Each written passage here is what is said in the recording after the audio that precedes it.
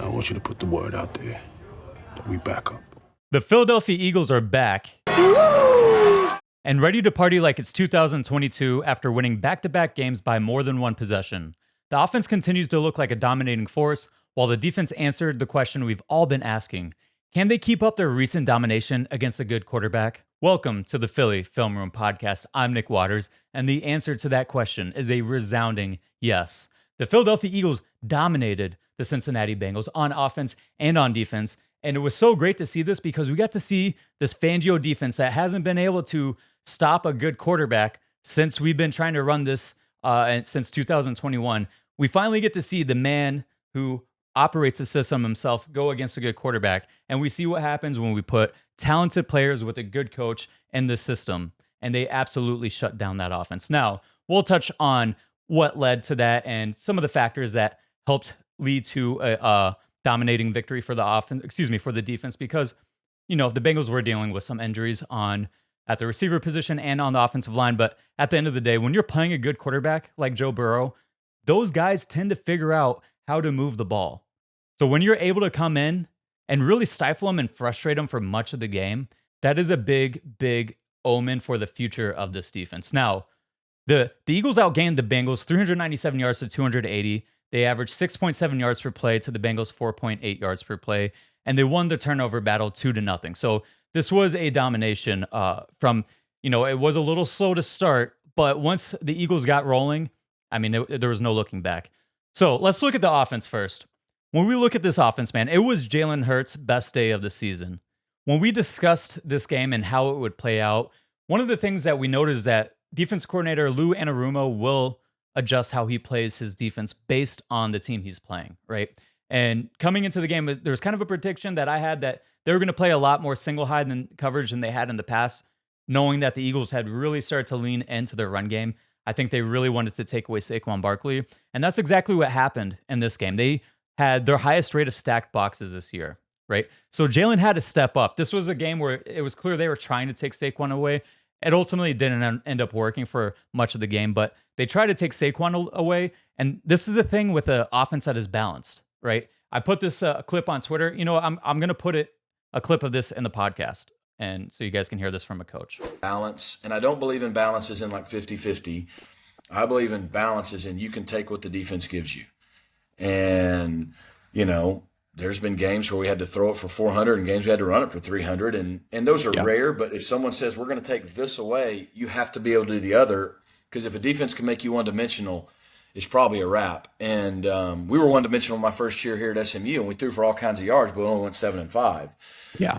Last year we were more balanced, but that's going to change year to year. One year you may be a little more run heavy, a little more pass heavy, but they have to be able to complement each other so you don't become one dimensional. And a fun way to say it is, I think you got to throw the ball to score and run the ball to win.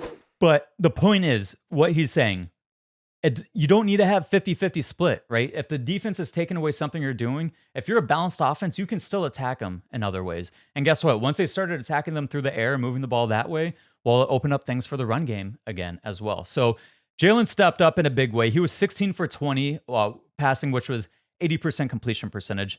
He's currently seeing a career high completion percentage of 69.1%. That's a 2.6% increase from his career high in 2022. We are seeing Jalen Hurts evolve this season right in front of our eyes, and it's really fun to watch. Looking at this game, they had 13 straight completions after starting 3-7. The ball didn't touch the ground after that. After the third down play where Jalen almost threw an interception to Kenny Gainwell on the flat. After that, they came out firing. And Nick Sirianni mentioned it in the post-game press conference that in practice on Thursday, the ball didn't hit the ground. This offense is really starting to click, and it's really starting to hum along. And especially, they continue to add more and more and more of the stuff that Kellen Moore really likes to do, and that is having an impact across all parts of this offense. Now, looking back to Jalen, he had 236 yards passing, which is 11.8 yards per attempt. So extremely, extremely efficient. And that's probably how this team is going to be best, right? We've talked about this comparison in years past or in episodes past of Jalen Hurts compared to Russell Wilson. I think it's somewhat of a similar situation. Is Jalen Hurts going to be at his best? Is he going to be the most dominating quarterback if you ask him to be drop back and pass 40 times a game? Probably not. What he's really going to excel at this point in his career, he can listen, he's still developing and I can see him getting better. But how this team is going to be really good right now is being a balanced offense that can take advantage of whatever the defense is giving you. You look back at those Seahawks teams when they were going to back-to-back Super Bowls, it was the run game really efficient, good defense, and then you had Russell Wilson being extremely efficient, throwing beautiful passes down the sideline, extending plays when things broke down. A lot of similarities right now between those two players and these two offenses. So just something to note. Jalen did add another 37 yards on the ground, and he was really doing typical Jalen things to get out of trouble. And someone made a comment I saw on Twitter during the game that you could really see the dichotomy and the difference between Jalen Hurts, and Joe Burrow and their playing styles when they were both on the field. And this was going on in the first quarter, right? So I think you see Burrow is definitely a drop back, quick pass. He's able to get the ball out quick. He plays on time. That is his bread and butter, right? So it was meant to be sort of a negative towards Jalen because, everyone was frustrated to start the game, understandably so.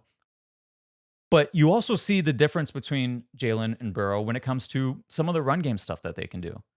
Burrow can definitely hurt you with his legs, but he doesn't have that ability to hit you with dead legs and to run through arm tackles and straight up over some defenders at times, right? So, yeah, we got to see the difference between Jalen and Burrow in their playing styles, right? But that doesn't mean one is necessarily better than the other. You can win with both. And the thing is, Jalen is still continuing to develop, right? So he's going to continue to get better and better and better. And he can just do things that Joe Burrow cannot. Now, Jalen had 4 total touchdowns and 3 rushing. And when you look at him for the season, he's currently 11th in total yards per game and 6th in yards per attempt, while he's 6th in total touchdowns per game. Listen, he's probably not going to be a quarterback that's going to be a top 5 in total yards per game right now at this point in his career, just based on the offense and how well they are running the ball and how much they are going to continue to run the ball. So he's not going to get enough attempts to really be that high in total yards per game. But looking at him being 6th in yards per attempt, being that extremely efficient quarterback right there, that is beautiful to see. We love that. Now, let's look at what is one of the biggest factors in Jalen's big day, and that was the Eagles' offensive line. And we talked about it coming into the game that, number one, the Bengals' pass rush outside of Trey Hendrickson is not very good. So if you can take care of Trey Hendrickson, they were going to have time to throw, and they took care of Trey Hendrickson. All right, so they gave up 0 sacks allowed, and it was the lowest pressure rate allowed this season by the team at 13.6%, and that's according to PFF. We talked about Jalen struggling last week, and I thought it was just a little bit of a lack of trust in the pocket with Fred Johnson in there. You could tell Jalen was definitely trusting his pockets a lot more, trusting Fred a lot more, but they also did a number of things to help out Fred Johnson and to protect and take away Trey Hendrickson. So how did they take care of Trey Hendrickson, and how did they make sure that Fred Johnson just wasn't getting beat over and over and over again? So let's look at it. I counted 21 reps in pass pro from Fred Johnson, and that includes penalties. So what were they doing? On 3 plays, they just straight up chipped and helped on Trey Hendrickson. On another 3 plays, they used a double tight end wing set. And really what that's going to do is put a number of offensive players in front of Trey Hendrickson's face so that he can't just get off the snap and get a clean rush right away, right? So even though those players didn't directly go and block Hendrickson, it stops them from being able to get off the snap quickly. They used 4 different variety of play action passes, and they helped in a number of different ways. They also had an RPO, and then they had a screenplay in there. Now, there was 9 standard drop back pass protections that I would consider standard drop back pass protections. There was 1 play action in there, but it was really more of like a standard big on big protection plan. There was 9 plays where Fred Johnson actually didn't have any help. But here's the thing, when we talk about not helping or trying to slow down pass rushers, you can't double team them every single play. You're just not going to be able to. And really, I guess you could, but you're really going to limit your offense. So you need to figure out ways and figure out the times and the situations when you can let your guy go one-on-one against their star pass rusher. And so what were those times? And we've kind of talked about this in the past when we played the Browns. One thing that I mentioned and said, and then talk in the preview, and then in the review, we pointed it out how the Eagles were doing this. what you want to do against those star pass rushers is when you're going to get into your drop back passing game and you're not going to help on those guys, you want to do that once you get closer to midfield, right? You want to get a first down or probably 2 first downs in. And then once you get to that part of the field, the middle part of the field or the opposite side of the field, that's when you can use some of your standard drop back passing plays and feel more confident that your tackle is going to be able to hold up on an island. And why is that? Well, when your pass rusher starts to get tired and wear out, he's not going to get off the snap as quickly. He's not going to be able to give that same level of effort throughout the end of the play. He's just not going to be as strong and as quick and as good, right? And oftentimes when you get to that part, if you're able to drive for a first down or 2, then you start rotating in your backup pass rushers, and then you can get better matchups that way. So when we look at what the Eagles did, of those 9 standard drop back passes, all but one of those came around midfield or in Bengals territory. And when I say midfield, I'm talking about the Eagles 40-yard line to the Bengals end zone. So once you start to get to the 40-ish and midfield, that's when they started to use those or leave Fred Johnson one-on-one. And here's the thing. Almost all of those plays were quick game, whether it was a 3-step drop or there was 5-step varieties thrown in there. But even when it was a 5-step drops, Jalen knew where he was going with the ball and got it out of his hands quickly. So all of this resulted in Fred Johnson having his lowest pressure rate allowed this season at 4.5%. So the Eagles had a great game plan to slow down Trey Hendrickson. And I would expect that we're going to see something very, very similar to that this week going against Josh Allen Hines name change from the Jacksonville Jaguars, because I think he had 17 and a half sacks last season. This dude is legit. So we're going to have to figure out a way to hold up against him. And we're going to see probably a lot of the same stuff we saw this past week. I also released a video just before the game highlighting some ways that you can slow down an edge rusher. I would definitely recommend going and checking that out. Yes, was it geared towards Trey Hendrickson, but those same principles can be applied to any elite edge rusher. So it's something to check back and listen to. And there's good information in that video. So definitely check that one out. But touching on some other offensive notes, listen, Saquon Barkley, another 100-yard game on 22 carries. It's like becoming like just, like clockwork at this point in time. Like, I don't even know if should continue mentioning every time Saquon gets a 100-yard game. It's probably easier if I just mention the times that he doesn't get this 100-yard games. But Devontae Smith also came up big in this game as well. He helped convert a number of first down and keep them ahead of the sticks. And then he also had the insane catch on the sideline. And it was great when you see it. It was a high probability or low probability completion play. But when you look at it, the Eagles used a play action, rolled away from Trey Hendrickson. And then that play action forced the safety to bite up. Devontae Smith is able to get the leverage over top of him. And even though it's a tight throw, Jalen puts it in the spot where Devontae is able to box a guy out, and only Devontae can catch it, right? So I like the play design. Yes, are you getting what you would consider a 50-50 play on that pass? Sure. But when you have the leverage, you have a great throw, and you have a receiver like Devontae Smith, listen, I'll take those plays every single week. Now, I want to touch on one more guy, Ben Van Sumeren. Again, we see him step up and play that fullback role. I continue to hope and see it grow. They really ran the same set of plays this week as they did last week, so hopefully we can see that continue to grow. But I would like to say we had a number of submissions on nicknames for Ben Van Sumeren, and I really liked Bam Bam Sumeren. So I think that's what we're going to go with. Thanks for the suggestions. Now, moving on to defense. There were several good performances from this defense this season, right? Really leading up to this game, we had been building to this moment, but they had really been beating up on bad teams, bad quarterbacks, and bad offenses. And even though the Bengals were a little banged up without T. Higgins and having some injuries on the offensive line, you still have to go out there and beat guys like Joe Burrow.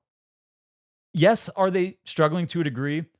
Yeah, but listen, guys like Burrow can get hot at any moment and put the team on his back. And he really did a lot to keep that team afloat. And you start to feel a little sorry for him at certain points in time in the game, because it's like the guy just doesn't have enough help when he's going up against a defense that is as talented as this Eagles defense. And make no bones about it, this defense is talented. They have multiple first-round picks invested all along their defensive front, and they are starting to hit. A number of those players are really starting to hit and show out right now. They have a number of first-round picks invested or high picks invested in the secondary, and that's starting to pay off as well. And then you start to get hits from guys like ZACK, who we'll get to in a minute.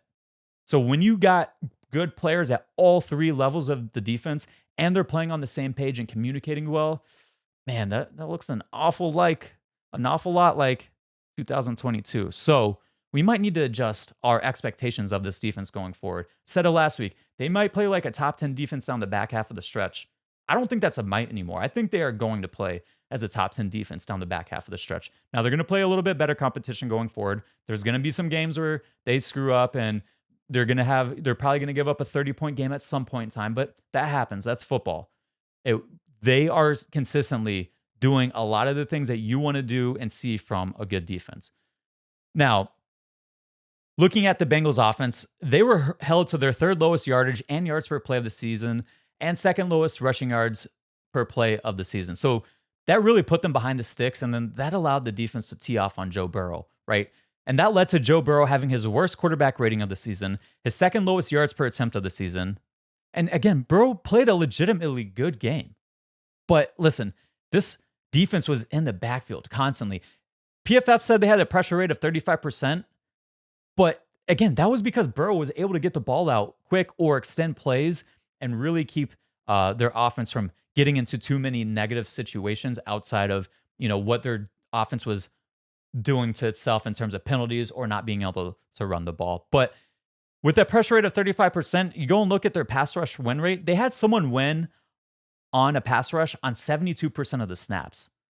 It was Burrow getting the ball out and not taking those sacks and those pressures that really, really helped them keep them alive.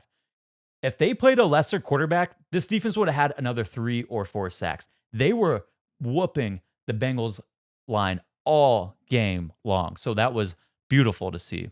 Now, I know a lot of people were probably a little upset at how the game started. It reminded me a lot of that Saints game from 2022 where they let Andy Dalton go up the field pretty quickly. Kind of a similar situation. But I would say this, I tweeted this at the moment. If they were going to allow 4.1 yards per play and the Bengals are going to have to go on 15-play drives every time to score, I will take that every day and twice on Sunday. Because Joe Burrow is not going to complete 91% of his passes all game long. Listen, some people believe in Jesus Christ as their Lord and Savior. Some people believe in the Dallas Cowboys. I believe in the law of averages. So when I see a quarterback who is, and it's not like these were wide open passes, like they were having to work to get down the field, right, on that first drive. So when I'm seeing that, and then I see his 91% completion percentage on the first drive, I know law of averages are going to say that's going to drop. And when you look at how the game ended, check notes, he finished at his exact season average for completion percentage. So once that started to come down, you saw that defense come alive, and they really got after Burrow. And here's the thing. Joe Burrow had his highest completion percentage over expectation. So this defense was playing well. Burrow was doing everything he could to lift them out of their depths, but he just couldn't do it, right? So this defense does have more room to the upside. Now, we got to touch on his guy, Jamar Chase, because with T. Higgins out, that's obviously going to be a blow to their offense. You have to be able to take away Jamar Chase, and they did a really good job of that. He was held to a modest day. He did have a touchdown catch, but listen, at the end of the day, he had a tough game. Coming into the game, we touched on, and I actually made this mistake listening back to the editing.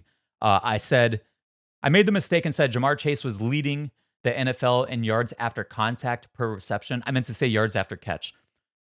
Now, this game, his yak was very low. He had -3 yards after catch over expectation. That was his lowest of the season. He had his second lowest average separation based on GPS from Next Gen Stats. And then he was tied for his second lowest air yards per target, which led to his lowest yards per reception of the season and the fourth lowest of his career, including the postseason. So this was a great game and a great thing to see from a young secondary. 2 rookies, and DeJean and Quinyon Mitchell stepped up. Then you get contributions from other guys like Isaiah Rodgers, and even Slay had a good game for the most part until he went out with injury. So it was a group effort in slowing down Jamar Chase. It wasn't any one particular guy. And when you look at how they did hold him to his to this bad game, it really, a lot of it did come down to the scheme, right? So what they were doing is they were using targeted coverages, right? So when he was in the slot, they oftentimes would be playing cover 4 to his side. When he was aligned out wide at number 1, they'd often play cover 2 to that side, where they have a deep safety over top and then a corner playing underneath him. And then there was a few instances of playing cover 2 man, and it's not called 2 man in their system, but for simplicity's sake, it's 2 deep safeties, and then you have 5 underneath defenders playing man-to-man coverage. But what they do there is they will change what the rules of their safeties. So there was a couple plays where one of the safeties would be playing a deep half. So if Jamar Chase wanted to run something vertical down the sideline, you have a deep safety over top of him and a guy playing underneath him, aggressively underneath him, because he knows he has help over top. And then what you do with the other safeties, you play a quarters technique. So instead of him playing a deep half, he's playing more of the inside quarter on the other side of the field. And what ends up happening is if Jamar Chase were to, instead of running an out route or something deep down the sideline, if he runs a crossing route, well, you got that guy playing man-to-man coverage physically and aggressively underneath. And then over top, you have a safety leveraging that crossing route on the opposite side. So really what's going on is you've given Jamar Chase a pseudo triple team. You know, it morphs a little bit, but you really got 3 sets of eyes on Jamar Chase at that point in time. And I thought it was brilliant. We talked about this was something that they were probably going to do in the lead up to the game, and we saw it play out.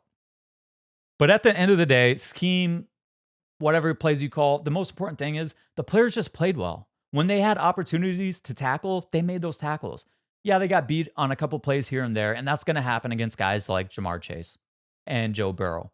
But by and large, these guys just played good football, no matter what the play call was. Because again, at the end of the day, some of these plays were just straight up man-to-man. You got to cover Jamar Chase, and that's going to happen.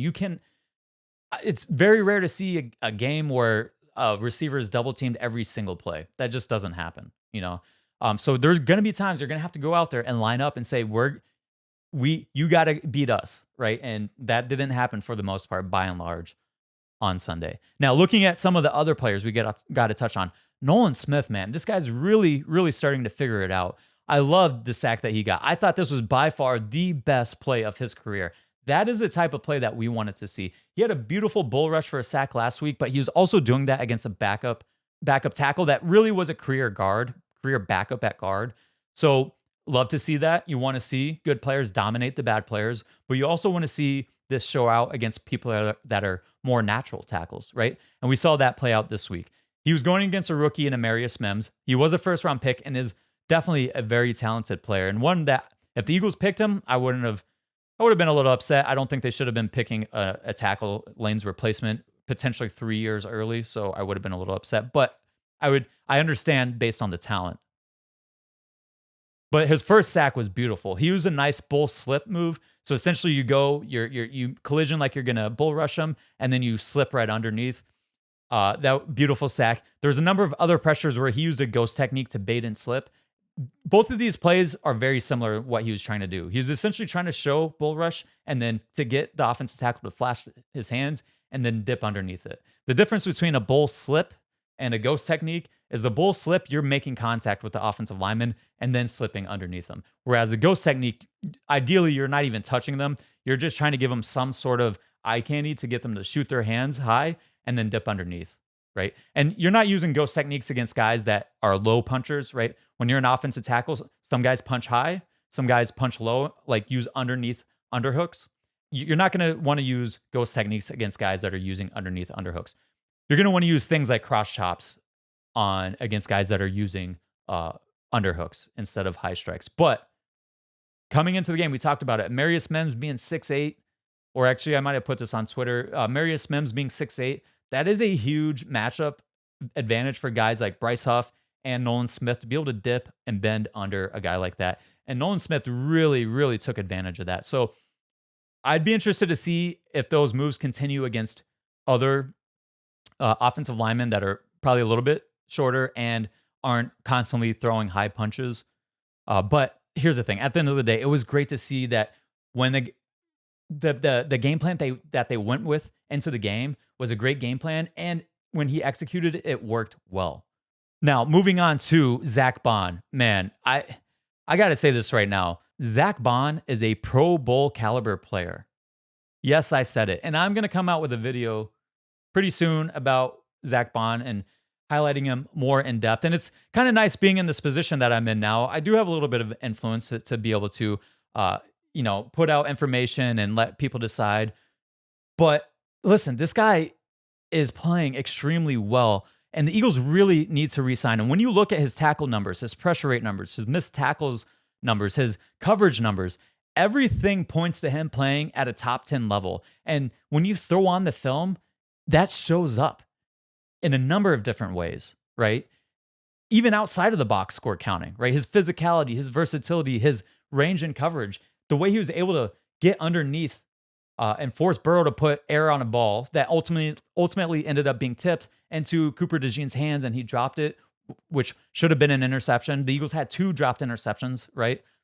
So they had the opportunity for more turnovers in this game, right? But when you see the things that ZACK BAUN is able to do for this defense, and you see what happens when you have a good front, you add in a good secondary, and then you put in that second level player that really the heart of the defense and the linebackers, and all that comes together, man, that's how you get really, really good defenses. So ZACK BAUN, video is going to be coming about ZACK BAUN. And when that comes, make sure we spread that far and wide so we can get the voting going for ZACK BAUN. Because listen, this guy really deserves it. And he took a chance on himself signing a 1-year contract. He didn't really have many other options, but to see like him playing this well, he's going to earn a big contract. And if he can become a Pro Bowl caliber player and make the Pro Bowl, listen, that is going to be life-changing for him. So, man, what he's doing right now, I love to be able to help him out and get him to that Pro Bowl. So I'm for sure coming out with a video about ZACK BAUN. Not because I just want to push our guys to the Pro Bowl, but because ZACK BAUN has earned the Pro Bowl playing the way that he is playing right now. And the Eagles need to re-sign him. And we'll talk more about that on our preview podcast. We're going to talk a little bit about the trade deadline and some trade candidates. And ZACK BAUN is going to be very important to my thesis in that. Now, looking at Isaiah Rodgers, we have to touch on him, especially because it looks like he's going to be getting some significant playing time coming up. I don't think it's going to be much of a downgrade at all, and it might be a bit of an upgrade. Listen, Darius Slay has been solid this year. He has been some struggles to start the year, especially in the run game, but he's really started to round into shape. He was physical coming down on a number of plays in the run game this past game. He has been just a consummate pro, and I understand that a lot of people are rubbed the wrong way by things he may say on social media, but at the end of the day, Darius Slay is a good player. So I want to say that about Darius Slay. But Isaiah Rodgers stepping in, he just brings something that Slay doesn't have right now anymore, and that this is like elite top-end speed, and you see it play out when you see that Jamar Chase interception. Someone asked me, could Darius Slay make that play? Yeah, I think Darius Slay could make that play, but the ease with which Isaiah Rodgers made that play is all the difference in the world. How quickly he was able to recover and get into phase so he could look back, and he did it without panicking. Because when guys get beat, here's a mark of a good corner. When you're beat, do you panic getting back into phase, or do you just get back into phase, calm and collected like nothing ever happened? That's what I loved about Nate Wiggins coming out of college, right? And I saw that exact same thing on that interception from Isaiah Rodgers, where he tipped it back to his boy, Chauncey Gardner-Johnson, right? So I'll be interested to see what happens with Rodgers, and it'll be important for him to play for our sake, because maybe he ends up earning a long-term contract with the Eagles. Or maybe he plays so well, he prices himself out of a contract with the Eagles. Maybe they are able to collect a premium comp pick. And the Eagles are going to be net losers in free agency this year, just based on their cap space coming up. You have to be net losers to get comp picks. And so this is a year where losing guys like Isaiah Rodgers, potentially Milton Williams, you're going to get some value in return for guys like that. But moving on to talking about Milton Williams, he was disruptive as a pass rusher, really disruptive all game long. And again, if it wasn't for Burrow getting the ball out so quickly, he would have had at least one sack and potentially another sack. in this game. Also got to touch on Nakobe Dean. He had another good game, and I love his physicality that he brings to this defense. He is a real tone setter, and it's just great to see all these guys really starting to come along together and figure things out. Is Nakobe going to have his warts? Sure, but he brings so much to the defense, so much valuable things to this defense that I think you can live with it. And you see the things that they do to mitigate some of his responsibilities, especially in pass coverage. They're really going and playing a lot of dime on obvious passing situations. And listen, that's a great role and a great thing for this defense. And one thing I should, before we get out of here, I want to touch on this is this team is so deep right now that it's really beautiful to see how instead of having, I know everyone wants us to go out and get like the superstar who can just play 90% of the snaps. But right now what's happening is you got this defensive line is able to rotate guys in and out, but they're able to rotate guys in and out and they're playing in their role that is their best skill set, right? So when you see Bryce Huff is playing more snaps on third down than he is on early downs, well, that's okay if we have a better run defender. And here's the thing, when you have guys like that on your team, when you are able to be multiple, the injury risk lowers the hit on your team, right? If you're relying on so much production from one guy and he gets hurt, well, that's going to be an issue for your team. But for the Eagles, let's say Bryce Huff gets hurt. Well, that's not going to affect their run defense that much.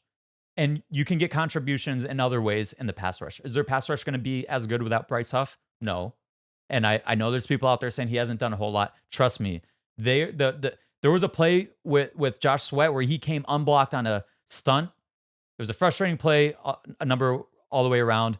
Huff ends up falling and losing contain.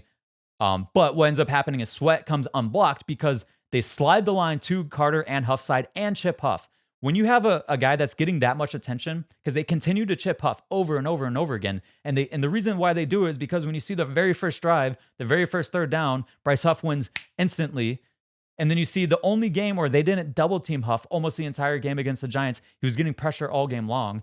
Like, teams are having to dedicate resources to slow down Huff and to slow down Jalen Carter. So what that does is make things a lot easier for your defensive coordinator to scheme up stunts and blitzes and pressures on the opposite side. And we saw that with Josh Sweat come free, unblocked on a tech stunt. He just needed to finish the play and get the sack. Obviously, it would have been better if Huff didn't fall down on that play. Not a great look for him there. But I will say this, players fall down sometimes. Jalen Carter had a very similar play where he just fell down. I don't know why on his own play as well. It happens sometimes. But the thing is, I'm getting going long on this point. Sorry for that. But the point is, when you have guys like that, when you got Jordan Davis who can be an elite run defender on early downs, and then you can bring in Moro Ojomo, and you see his pass rush win rate and the pressures he's getting on third down. And the reason they're able to do this is because they can stay fresh. They don't have to sit there and play 80% of the snaps, right? When you are able to rotate guys in, and so they can play their best role, and then everyone is playing on the same page, man, this is when you get a really, really fun defense. So are we going to get guys that are going to have high sack and pressure numbers outside of Jalen Carter? Probably not, because he's really the only guy that is playing like north of 80% of the snaps on that defensive line. But guys like Zach BAUN is potentially going to lead the league in tackles this year. So that's one to watch. But so we might not have guys that end up with a ton of sacks, but when you see, the more important thing is, what does the team end up with at the end of the year? What is their sack rate? What is their pressure rates? Right? That is the most important thing. How are they doing as a team on early down and distance, right, against the run? Because all that other stuff about, oh, well, we got Max Crosby or Myles Garrett or this and that.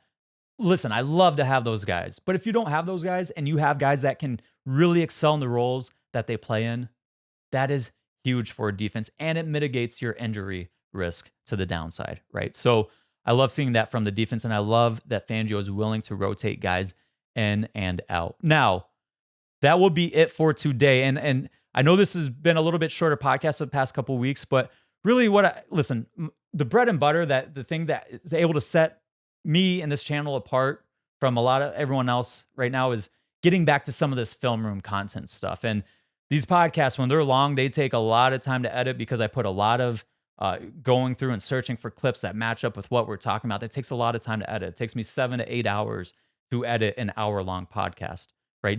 And that's just the sitting down after I've talked and, started editing. That's not the gathering the clips and everything else that I need to do on the back end. So for that reason, goal is to have about 30 to 40 minute podcasts and then try to get more film room episodes for you guys, because listen, that's where we're really going to see the fun stuff, the X's and O's, the intricacies, and that's where you're going to learn to appreciate everything that's going on so much more.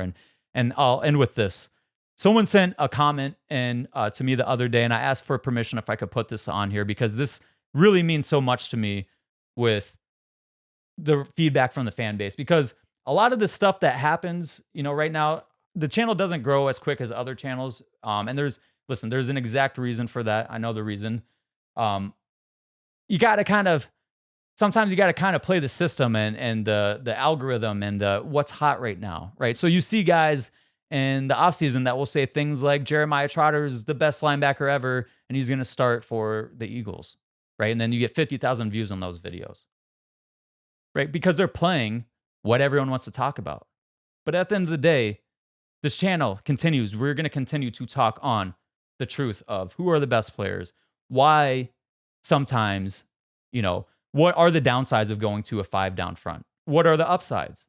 So that you're not surprised when you see Brandon Graham lined up on a receiver, And so getting comments like I got where you see the fans really appreciating the intricacies and the understanding of football. That is exactly why I got into doing what I'm doing right now, is because I could see there was an issue with a lot of people. It's just don't know really what's going on during the game. Listen, we can all see the, Jamar Chase jumping over people and catching passes, but really the intricacies of the in and outs of the game. And when you can teach that to people, the enjoyment for the game is so much better, and you really appreciate all this stuff going on, and it's so much more fun to watch. So that's why I got into doing this. So when I see comments like that and talking about, giving us the truth and really how you feel about stuff like that, not just pandering and saying Jeremiah Trotter is going to be the next star and this and that. And really, sometimes it takes going against the grain and saying, no, actually, I think it's ZACK BAUN that's going to be that dude, right? It's going to be a slower growth that way. And I know that if I wanted to go out and do that, I would grow much faster. And you want to know how I know that? Because my #1 video of any Eagles video I've ever put out is a video titled, "Why Does Justin Evans Suck?" Or "How Bad Is Justin Evans?" I think was the title of the video. And that was a week after the Patriots game, week 1 last year, when the hot topic was Justin Evans sucks, he cannot play. And so I took advantage of that and exactly proved my point. But that's not me. I don't want to pander to that. I love talking about football. I'm going to talk about the things that fascinate me, and hopefully they fascinate you too. And I love the fan base and the support that is building, and we do this stuff for you guys. So appreciate that comment, and I appreciate all the wonderful comments that I've gotten over this time. This channel is going to blow up, no doubt about it. But we will be back to preview the Jags and Eagles game, and we'll discuss some trade candidates as well. But as always, make sure to like, subscribe, and spread the word. And until next time, go Birds.